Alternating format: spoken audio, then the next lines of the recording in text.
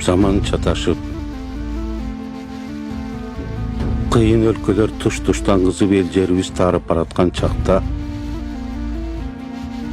bir jakadan baş, bir jengden kol çıkarıp ıntımagыбызды bekemdeyli.